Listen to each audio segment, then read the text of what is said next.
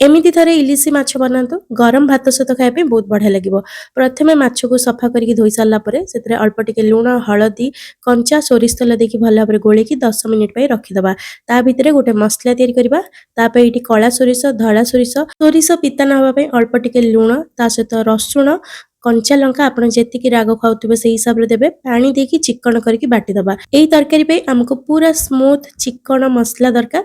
ଯେତେ ସ୍ମୁଥ ରହିବ ଗ୍ରେଭି ଆପଣଙ୍କ ସେତେ ବଢିଆ टेस्टी ଲାଗିବ। ତ ଏଠି ମସଲା ତିଆରି ହେଇଗଲା। ତ ଏବେ पैन रे ଆମେ ସୋରିଷ ତେଲ ଗରମ କରିକି ମାଛ ଗୁଡ଼ିକୁ ହାଲକା ଭାଜିଦବା। ହାଇ फ्लेम रे ଗୋଟେ ରୁ ଦୁଇ ଥର ମାଛକୁ ଓଲଟେଇକି ଭାଜିବା। ବେଶୀ କଡା କରିକି ଭାଜିବା ଦରକାର ନାହିଁ। ଯେହେତୁ ଏଟା ଇଲିସି ମାଛ ବହୁତ ନରମ ସଫ୍ଟ ଥାଏ ତ ଆପଣ କେୟାरଫୁଲି ଓଲଟେଇବେ।